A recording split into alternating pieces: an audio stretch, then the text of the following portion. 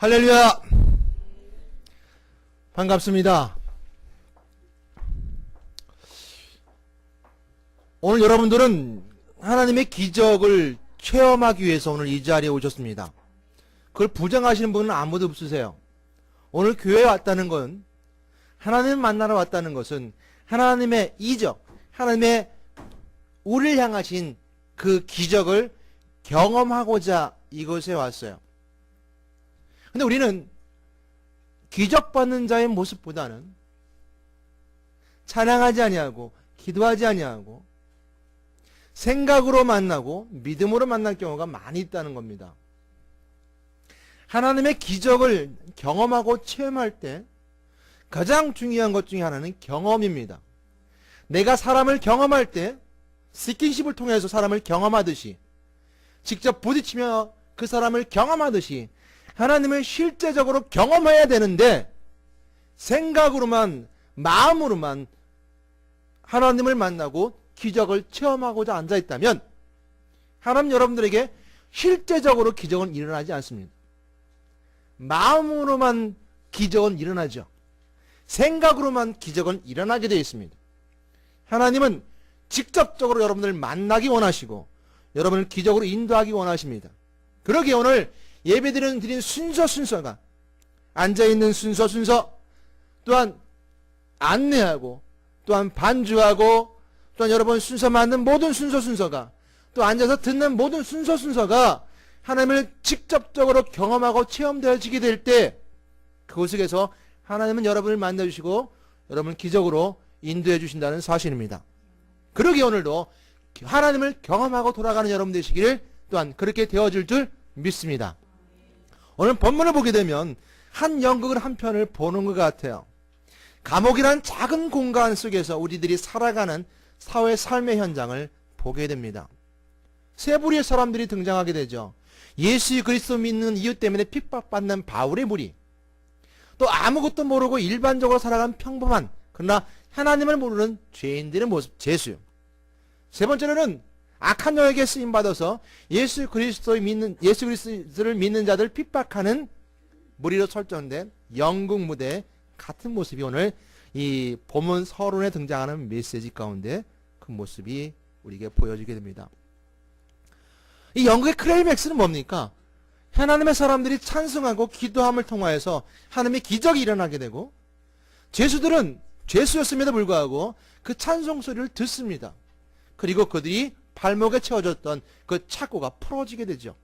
그것처럼 열리든 마음이 열린다는 것이겠지만, 간수는 악한 영의 쓰임받음을 통하여서 모든 걸 다 빼앗겠다는 메시지는 없습니다만, 여하튼 찬송의 소리를 듣지 못하고 게을러서 자다가 깨어 일어나서 후회하고 절망하는 내용이 서론에 등장하게 됩니다. 우리 먼저 문제 앞에서 포기하는 사람이 있고, 문제 앞에서 찬송하고 기도하는 사람이 있습니다. 오늘 문제 앞에 포기했던 사람은 간수요, 문제 앞에서 찬송하고 기도했던 사람은 예수 믿는 사람 바울과 실라였습니다. 세상에서는 악한 영에게 사로잡혀서 생명의 소명을 다하지 못하고 잘못된 가치관으로 생명을 쉽게 포기하는 사람들이 너무너무 많습니다. 한 가정의 가장이 좌절하고 절망함을 통해서 모든 가족을 죽음으로 이끌었다는 이 뉴스와 신문 기사는 너무너무 많이 나오고 있어요. 근래에도 6월 16일 날 경북의 한 40대 가장이, 거제도의 한 가장이 자신의 부인과 아들까지 다 죽음으로 몰고 가려고 했던 그 무서운 사건이 접수된 것이 있었습니다. 근데 그 사람이 그렇게 하려고 했던 그 동기가 어디 있었느냐? 그가 가지고 있는 5천만 원의 빚 때문이었습니다. 근데 이 사람이 월급이 얼마였냐면 300만 원의 월급을 받고 있었습니다. 300만 원의 월급을 받았다는 것은 그냥 평범한 사람은 아니라는 것이죠. 보통보다 좀 그래도 월급을 좀 많이 받는 사람 중에 한 명이겠죠. 근데 그 사람이 빚 5천만 원이라는 거, 금방 해결할 수도 있었음에도 불구하고 그 빚 5천만 원 때문에 그 자식과 자기 가족들이 다 죽음으로 몰고 가고 했다는 것이죠. 여러분, 이런 사건이 한 단편적인 모습이지만 이것이 저와 여러분과 우리 형제와 우리 이웃들의 모습이라는 겁니다. 이런 일들이 너무너무 많이 일어나게 됩니다. 그래서 우리는 너무너무 문제 앞에 너무 쉽게 포기한다는 것이죠.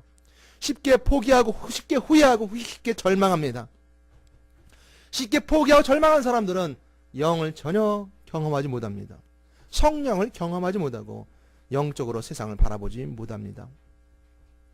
하나님의 방법으로 찬양과 기도하려 하기보다는 자기 육체를 상하게 함으로 문제를 해결하려 할 때 모든 문제의 결론을 죽음으로 내리고자 하는 것이 세상에 많은 사람들의 모습이죠.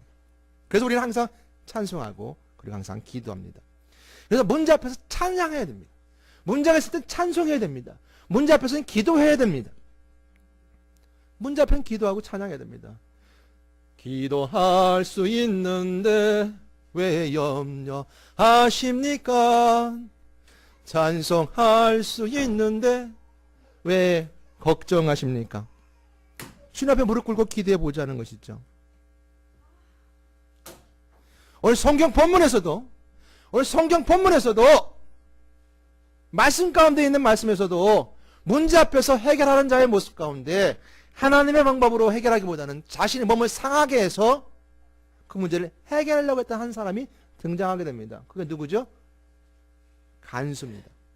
감옥을 지키던 간수가 이 문제 앞에서, 죄수들이 다 사라진 문제 앞에서 그 문제의 책임감 때문에 자신이 자결함을 통해서 이 문제를 해결하려고 하는 자의 모습이 바로 감옥의 간수였습니다.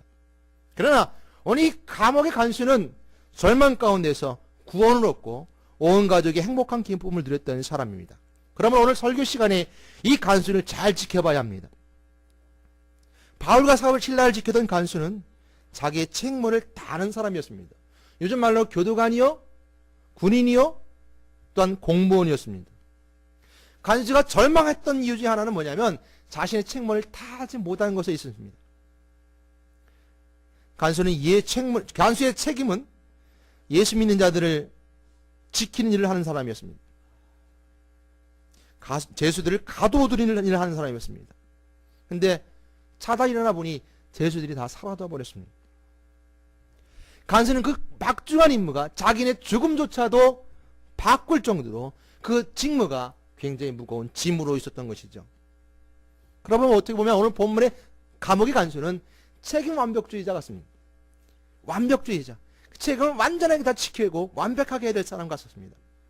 왜요? 극단적인 결론을 내리는 사람이었기 때문입니다. 어느 한 시술을 통해서 극단적인 결론을 내리는 사람, 이런 사람들 우리 삶 가운데 많이 보게 됩니다. 대기업에서 일하시는 분들, 사업하시는 분들, 인생의 모든 것을 걸고 인생을 살아가는 사람들, 우리 집에 많은 사람들이 그 직무를 어깨에 메고 언제 터질지 모르는 폭탄을 메고 살아가는 것처럼 메고 살아가는 사람이 너무 많다는 겁니다. 책임 완벽주의자들. 교회 안에서도 마찬가지입니다. 그 직무가 어깨에 무거운 짐이 되어버렸어요. 언제 어느 순간에 터질지 모릅니다. 이 감옥의 간수가 죄수들이 살았다는 문제 하나를 가지고, 그것도 지진이 일어나서 죄수들이 살았다는 이유 가지고서 죽음까지도 맞이하려고 했던 그 모습처럼 오늘 어느 순간 터질지 모르는 직무를 교회 안이든 교회 밖이든 세상 가운데 삶을 살아가면서 그 책임을 짊어지고 삶을 살아갑니다. 간수는 그의 책임의 문제를 죽음으로 자결함을 통해서 해결하려고 합니다. 여러분 이러면 안 됩니다. 전 여러분들은 기도하는 사람입니다. 찬송하는 사람들입니다. 전 여러분들이 이렇게 말씀드리고 싶습니다. 교회 안에서나 직장에서나 여러분이 짊어졌던 책임의 짐이 날개가 되었으면 좋겠습니다. 세상을 자유롭게 날아갈 수 있는 날개. 그러기 위해서는 여러분의 책임을 하나님께 맡기는 겁니다. 하나님께 묻는 거예요. 하나님 어떻게 하면 좋겠습니까? 여러분 기도잖아요. 하나님 어떻게 하면 좋겠습니까? 찬송하는 겁니다. 그러기에 앞서서 우리는 책임을 물을 때 내 모든 것을 하나님께 맡기고 의지하는 겁니다. 내 문제를 해결할 수 없습니다. 내 능력을 해결할 수 없습니다. 나의 능력은 한계가 있습니다. 내 모든 삶을 하나님께 내가 맡기오니, 내가 모든 것을 하나님께 의지하오니 내 책임을 어떻게 하면 좋겠습니까? 라고 하나님께 묻게 되는 겁니다. 그러면 끝나지 않은 반전의 응답이 항상 여러분 곁에 있을 것입니다. 그러기 위해서는 항상 범죄에 찬송하고 기도를 통하여 항상 자유로워지신 여러분 되시기를 주님으로 축원합니다. 오늘날에도 영혼의 눈을 뜨지 못하고 직장생활에서 사회생활에서 책임을 다하지 못하고 실수로 늪에 빠져서 힘들어하는 사람들이 너무 많습니다. 세상이 타락해 갈수록 마귀는 우리를 유혹하고 발목을 잡고 절망 가운데 이끌어가며 죽음의 길로 이끌고 갑니다. 오늘 감옥을 지키는 간수도 그처럼 그 유혹 속에서 그 절망 속에서 헤어나지 못했습니다. 오늘 간수에게 있었던 문제는 뭐였습니까? 죄수들이 사라졌기 때문에 문제였습니다. 그러나 이 감옥의 간수는 이 죄수들이 다시 나타나고 그 속에 있다면 문제는 해결되는 것입니다. 문제는 해결되는 것입니다. 아주 쉬운 문제 해결이죠. 이 간수는, 감옥의 간수는 죽음을 맞이했던 이유는 뭐냐면 죄수들이 사라졌기 때문입니다. 그러나 죄수들이 그 속에 다시 있으면 문제될 것이 아무것도 없겠죠. 그래서 사도 바울과 실라는 그 간수를 살리고자 작정을 합니다. 뭐라고 합니까? 우리가 다 여기 있노라. 문제의 중심 속에 들어가 있습니다. 사도 바울과 신라는 그 옥문이 열리고 발목에 착과 풀어짐을 통해서 그냥 밖으로 걸어 나갈 수도 있었음에도 불구하고 보이지 않는 그 가운데 속에서 그 간수에게 나타나 말하기를 우리가 다 여기 있노라 라고 문제 해결을 중심으로 들어가게 됩니다. 그러기에 바울과 신라에게 필요했던 것은 국률함입니다. 헌신입니다. 자신을 헌신하고 상대를 궁히 여기는 마음을 통해서 가장 첫 번째 단계인 이 불신자에게 다가가는, 아니 악한 양에 쓰임받는 자에게 다가가는 첫 번째 단계가 바로 국률함과 헌신 속에 있음을 알게 됩니다. 오늘 우리가 저에게 부탁드리고 싶은 것은 우리가 다 여기 있다라고 사도 바울이 말했던 것처럼 문제의 중심 속에 우리가 들어가야 되는 것입니다. 그리고 세상 가운데 여러분들에게, 불신자들에게, 또한 사단마귀에 쓰임받는 자들에게 국률한 마음과 헌신된 자의 모습으로 다가가 주시는 여러분 되시기를 주님의 이름으로 부탁드립니다. 감옥의 간수가 문제 해결에 있어서 우선 확인해야 할 일이 있었습니다. 간수는요, 문제는 해결됐습니다. 왜죠? 사도 바울과 신라가 그곳에 있기 때문에 문제는 해결됐어요. 그런데 사도 바울이 이렇게 말합니다. 내가 어떻게 해야 구원을 받을 수 있습니까? 라고 말하게 되죠. 그 공간과 시간 속에는 무엇인가 확실한 비밀이 있습니다. 어떤 비밀이 있어요? 그러기에 간수는 그 비밀 속에 무엇인가 확인하고자 하는 일들이 있었습니다. 본문의 간수는 바울과 신라가 등장하여 간수의 문제가 해결되고 마무리 짓게 되는 것으로 끝나는 것이 아니라 간수의 그 다음 행동을 통해서 새로운 사실을 우리가 알려주는데, 오늘 본 말씀에서 이렇게 기록하고 있습니다. 바울과 신라가 등장했을 때 등불을 달라고 합니다. 간수가 등불을 달라고 하고 감옥 안으로 뛰어 들어갔습니다. 두려움에 떨면서 바울과 신라 앞에 엎드리게 됩니다. 그리고 그 말 다음엔 바로 데리고 나오게 됩니다. 엎드렸다는 표현 속에서 우리는 경배로 해석해 볼 수 있지만 한 가지 더 깊게 더 묵상해 볼 수 있었던 것은 간수는 바울과 신라 속에 등불을 들고 들어가 무엇인가 보고 확인해야 될 것이 있었습니다. 그것은 바로 엎드려 사도 바울이 신라가 차고 있었던 발목의 착고였습니다.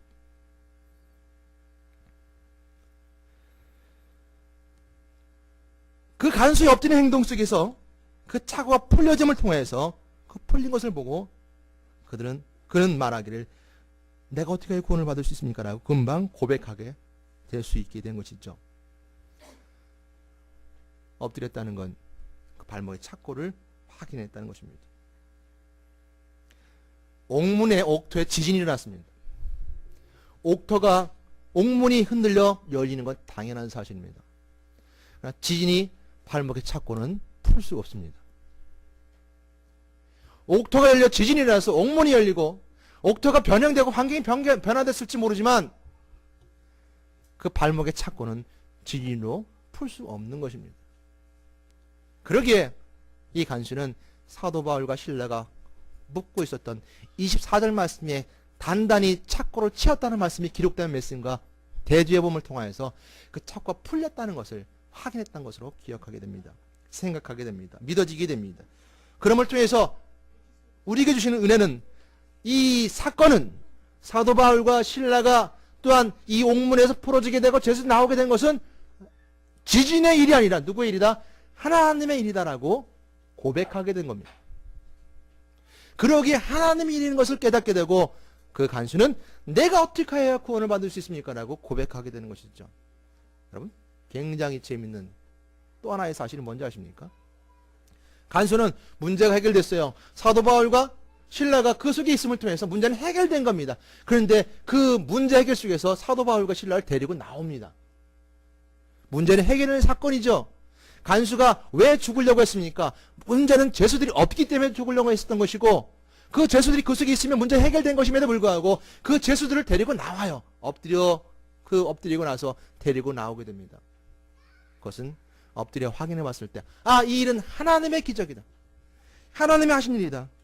알고 그는 믿어지게 된 것이고, 확인하게 된 것이고, 이해되어지게 된 것입니다. 전 여러분들에게 부탁드리고 싶은 것은 하나님의 기적을 경험하는 여러분 되시기를 주님으로 부탁드립니다.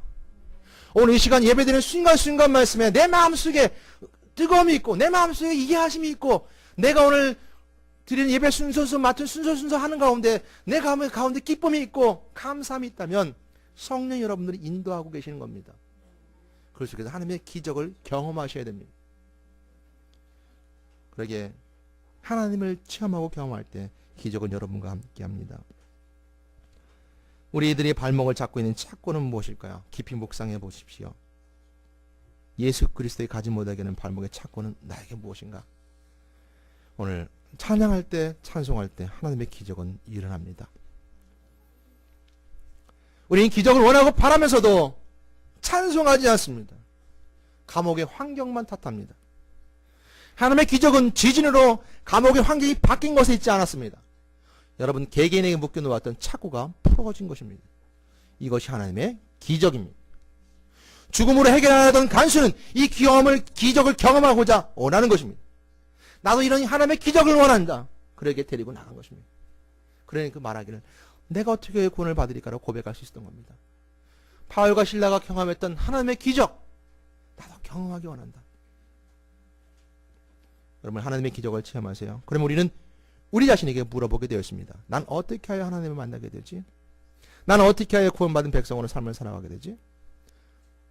내가 구원받은 백성으로서 내가 하나님의 기적을 체험하고 삶을 살아가는가? 먼저 여러분들의 영적 상태를 체크하고 구원받은 백성으로 사명을 질문함으로 좀 더 예수님과 친밀하게 만나시는 여러분이 되시기를 주님의 이름으로 권면합니다. 간수에 있어서 죽음을 생각했던 문제는 감옥에서 죄인들이 사라진 것입니다. 그렇다면 간수에 있어서 문제 해결은 감옥의 죄인들이 이전처럼 그들이 있는 것이겠죠. 그런데 간수는 그들을 감옥 밖으로 데리고 나갑니다. 문제 해결이 되는 것이 아니라 새로운 사실을 깨닫게 되었다는 것이죠. 새로운 사실을 깨닫게 되었습니다. 그래서 내가 어떻게 구원을 받으리까라고 고백하게 됩니다. 간수는 잠시나마 죽은 사람이었습니다. 아니 죽음을 경험한 사람이었습니다. 자결하라고 마음먹는 순간 그는 죽은 사람과 마찬가지입니다. 그런데 자신을 들어보니까 바울과 신라는 매를 맞고 죽음의 위기까지 갔던 사람들이었습니다. 그 바울과 신라 그를 통해서 이 간수는 생명을 볼 수 있었던 겁니다. 죽음 위기까지 갔던 자신의 모습과 다른 모습이지만 바울과 신라 속에 생명을 볼 수 있었던 것입니다. 그러게 내가 어떻게 하여 구원을 받으리까라고 그들에게 묻고 있는 것이죠. 오늘 구원을 받으리까라는 말씀에 작은 진리가, 아니 크면서도 쉬운 진리가 우리가 믿어줄 수 있다는 건 굉장히 중요한 사건입니다. 이 간수는, 감옥의 간수는 내가 어떻게 하여 구원을 받으리까 했어요. 내가 어떻게 하면 구원을 이루어 가야겠습니까? 라고 말하지 않았습니다. 내가 어떻게 하면 구원을 만들어 가겠습니까? 라고 말하지 않았다는 거예요. 구원을 받으리까. 전적 타자로부터 받았다는 것을 알게 됩니다. 전적 상대, 즉 전능하신 그 무소부지하신 하나님으로부터 받았다는 것을 이 간수는 깨닫게 된 것이죠.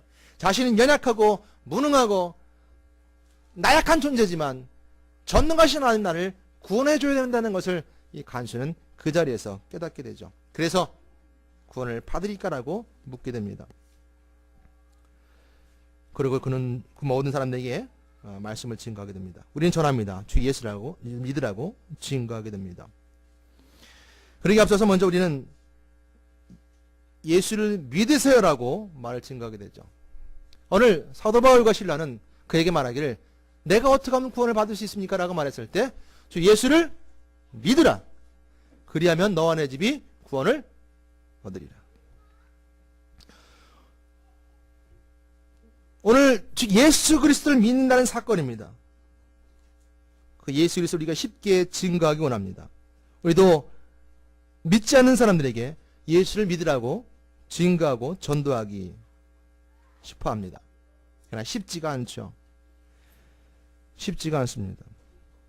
그러나 우리가 구원받았다는 전적 타자로부터 받았다는 사실을 내 삶 속에 믿어지게 되고 체험하게 된다면 그럼 그렇게 큰 어려움이 아니라는 겁니다. 내가 암이 걸려서 암병을 치유한 약초가 있다면 그 똑같은 암에 걸린 사람에게 그 약초를 소개하는 것이 당연한 것처럼 전적 타자, 전능하신 하나님으로부터 받았다는 그 은혜를 알게 되고 그걸 실질적으로 내 삶 가운데 체험하게 된다면 우리는 그 복음을 증거할 수밖에 없습니다. 주 예수를 믿으세요라고 말할 수밖에 없습니다. 그러나 우리는 쉽게 증거되지 못한다면 다시 한번 자신의 삶을 돌아보고 자신의 영적 상태를 체크하고 내가 구원받은 자의 삶으로 삶을 살아가고 있는가 다시 한번 깊이 묵상의 봄을 통해서 한 발짝 더 나는 내가 어떻게 하여 구원을 받을 수 있습니까? 라고 내 자신에게 묻는 여러분 되시기를 주님으로 부탁드리고 권면드리는 것입니다. 그러므로 바울은 담대하게 외칩니다. 주 예수를 믿으라. 그리하면 너와 내 집이 구원을 받으리라. 이것은 바로 바울의 삶의 고백입니다. 그는 예수를 믿음을 통해서 구원받았기 때문입니다. 구원받은 사람과 오늘 기쁨 있는 가족과 행복의 모습이 오늘 간수를 통해서 등장하게 됩니다. 오늘 본문의 간수가 예수를 믿음으로 했던 행동에 우리는 은혜를 받게 됩니다. 간수에게 있었던 하룻밤의 일은 간수와 그의 가정을 구원받게 했고 행복하게 했습니다. 간수가 구원받고 했던 첫 번째 행동은 긍휼한 마음을 가지는 것이었습니다. 긍휼한 마음. 간수는 바울과 실라를 데리고 자기 집으로 갔습니다. 그리고 맞은 상처를 씻어주게 됩니다. 맞은 상처를 씻어주는 그 모습과 그 행동 속에서 우리 양심의 발로를 돌아보게 되죠. 회개의 모습은 내 속에 양심이 찔림을 통해서 회개하게 됩니다. 오늘 그 간수의 모습은 긍휼한 마음을 가지는 거였습니다. 자신의 잘못한 것들에 대해서 돌이키고자 하는 회개의 모습이 그곳에 담겨져 있습니다. 여러분, 구원은 받는 겁니다. 하나님이 주시는 겁니다. 구원받는 자의 가장 첫 번째 모습은 예수 그리스도를 믿는 겁니다. 그리고 회개하는 겁니다. 회개하는 겁니다. 그리고 자신의 삶을 돌이키는 겁니다. 그리고 오늘 그는 이렇게 기록해주고 있습니다. 침례를 받다라고. 자기 온 가족이 다 침례를 받으라고 그랬습니다. 회개하고 자신의 삶을 돌이켰던 것은 자신의 삶의 기준이 바뀐 겁니다. 하나님의 삶으로 바뀐 것입니다. 가족에게도 말씀을 증감을 통해서 자기의 중심도 바뀌게 된 겁니다. 두 번째, 침례를 받음을 통해서 정확한 예수 그리스도 믿는 자의 모습으로 자신 이해도, 자신의 논리도, 생각도 바뀌게 되었던 것이죠. 예수 그리스도의 죽으심과 다시 한번 살아난다는 그 은혜 가운데의 말씀을 분명히 이 간수는 전파받았고 바울 통해서 교육받았음을 통해서 침례받게 되었고 침례를 받음을 통해서 그 온 가족이 하나님의 거룩한 백성이 되었습니다. 세 번째로 그는 음식을 차려주게 됩니다. 초대교회의 모습입니다. 우리는 성만찬의 모습을 기억하게 됩니다. 성만찬의 모습을 기억하게 됩니다. 다르게 말한다면 삶의 형태도 바뀌었습니다. 먹고 나는 음식, 의식주의 모습 가운데 음식, 즉 삶의 모습도 형태로 바뀌었습니다. 그러므로 모든 것이 집안의 기쁨이 되었다라고 성경 우리 기록해 말씀해 주고 있습니다. 구원은 받는 것입니다. 그러나 구원받은 자로서 우리가 저 사람이 구원받은 사람이다라고 말할 때 내가 구원받은 확신한 사람이라 말할 때 우리 마음속에 가장 먼저 들어야 될 것은 긍휼한 마음입니다. 내 마음속에 회개하는 마음입니다. 그걸 예수 그리스도와 함께 침례받는 그 침례 현장에 있게 되고 가족과 형제들에게 말씀을 복음을 증거하는 현장이고 그리고 음식을 차려 먹고 나눔을 통해서 예수 그리스도 약속에 따라 성만찬을 기억하는 그 성만찬을 행하는 그 모습들이 바로 구원받은 자의 모습입니다. 구원받은 확신 가운데 있는 자들의 모습입니다. 우리는 구원받았는지 받지 못하는지 알지 못하지만 구원을 하나님이 주시는 것이지만 구원받은 자의 모습은 이처럼 이런 모습들을 가지고 있다는 것을 알게 됩니다. 우리 삶이 기쁜가요? 내 마음속에 긍휼한 마음이 있나요? 회개하는 마음이 있나요? 우리가 침례받고 성만찬을 행하고자 하는 그 마음들이 있나요? 그 모습들이 있나요? 그 삶의 모습이 있나요?